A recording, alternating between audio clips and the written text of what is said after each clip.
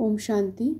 আজকের প্রাতমূল্যে বাপদাদা বলছেন, মিষ্টি বাচ্চারা, তোমাদেরকে এই পুরনো দুনিয়া, পুরনো শরীরে থেকে বেঁচে থেকেও মরে গিয়ে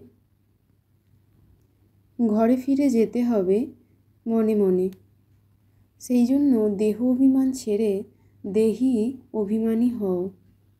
মুরলির প্রশ্নে বাবা বলছেন, ভালো ভালো পুরুষার্থী বাচ্চাদের লক্ষণ কেমন হবে? উত্তরে বাবা বলছেন, আমরা যারা ভালো পুরুষার্থী হব তারা সকাল সকাল উঠে দেহি অভিমানী হয়ে থাকার অভ্যাস করে নিজেকে আত্মা মনে করে বাবাকে স্মরণ করব।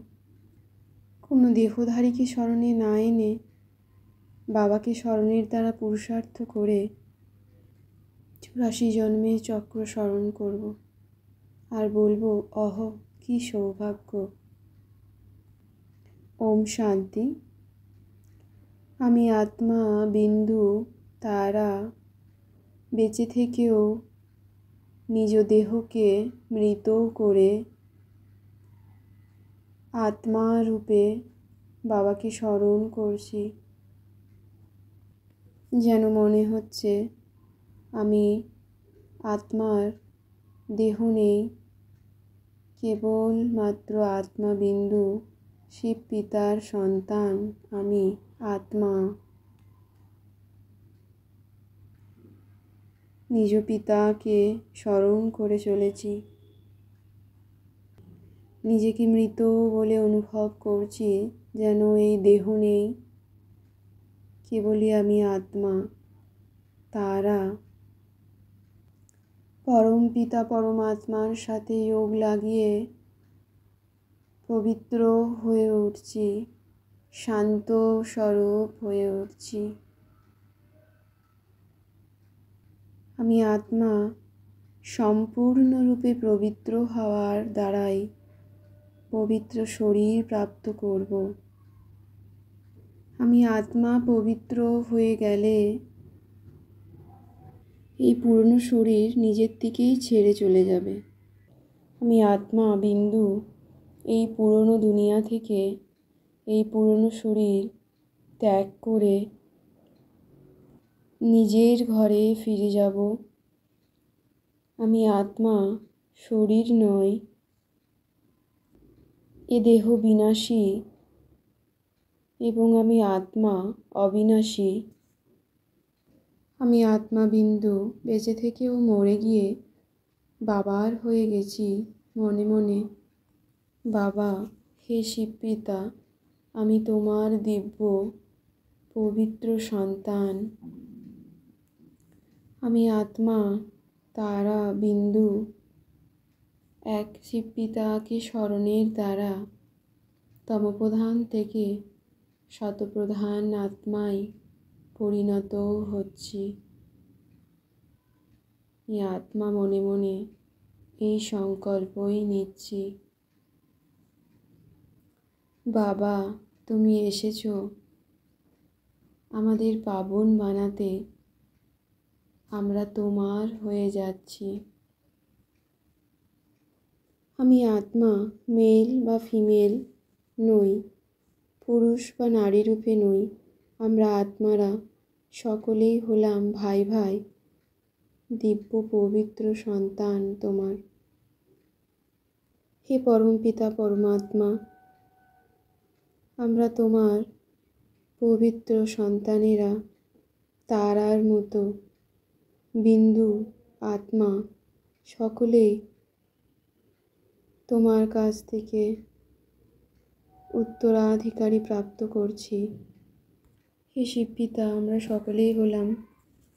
সকলেই হলাম তোমার আত্মিক সন্তান।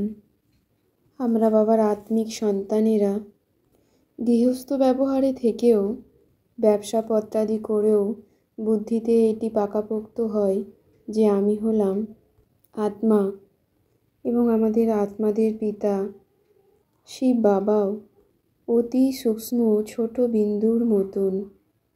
বাবার মধ্যে সমগ্র জ্ঞান আছে, তাকে সুপ্রিম অর্থাৎ পরম বলা হয়।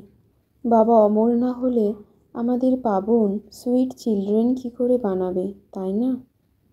বাবার জ্ঞানযোগের দ্বারা আমরা বাচ্চারা দেহি অভিমানী হয়ে উঠছি। পুনরায় আমরা দৈবগুণ ধারণ করে দেবতা হয়ে উঠছি। মনমনা ভব হয়ে বাবাকে স্মরণের দ্বারা বিকর্ম বিনাশ করছি। ভগবান নিরাকার পরমপিতা পরমাত্মা শিব। আমরা স্বর্ণময় দুনিয়ার জন্য নিজ আত্মাকে পাবন বানাচ্ছি। আমরা কর্মযোগী আত্মা। আমাদের জ্ঞান গ্রহণ ও দানে কোনো বিঘ্ন আসে না। তবে বাবাকে স্মরণে যদিও বা বিঘ্ন আসে, বাবাকে রাতে স্মরণের দ্বারা সেটি দিনে আমাদের কাজে লাগে। কলিযুগের পরেই সত্যযুগ আসবে, তাই আমি আত্মা এক বাবাকে ছাড়া অন্য কেউ স্মরণে থাকে না। আমি আত্মা বাবার শ্রীমতকে পালন করে রাজযোগ করে চলেছি। আমি আত্মা বাবার থেকে আশীর্বাদ চাওয়ার পরিবর্তে বাবার স্মরণের যাত্রায় থেকে নিজের সমস্ত হিসাব নিকাশ সমাপ্ত করে চলেছি। পবিত্র হওয়ার পুরুষার্থ করে ড্রামাকে যথার্থ রূপে বুঝতে পারছি। পুরনো দুনিয়াকে দেখেও স্মরণে না রেখে কর্মযোগী হয়ে সদাই হাসি খুশিতেই রয়েছি। আমি আত্মা বিন্দু। কখনোই কান্নাকাটি না করে সর্বকিছু বাবাকে মন থেকে সমর্পণ করে সত্যতার প্রবৃত্তিতে থেকে আমি ভাবকে ত্যাগ করে সর্বদাই ট্রাস্টি হয়ে মায়াজিত হয়ে উঠছি।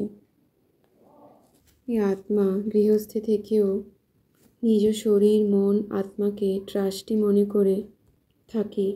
তার দ্বারা মায়া পালিয়ে যায়। যেখানে অভিমান থাকে সেখানেই অপমান ফিলিংস আসে। তাই আমি আত্মা দেহ অভিমানে না থেকে সর্বদা দেহি অভিমানী হয়ে আত্মস্বরূপে স্থিত হয়ে সত্যতা ও সভ্যতারূপী কালচারকে ধারণ করে নিজের আন্তরিক স্বচ্ছতা, সত্যতা ও সেবার দ্বারা পরমাত্মার প্রত্যক্ষতার নিমিত্ত হয়ে উঠছি। ওম শান্তি শান্তি শান্তি।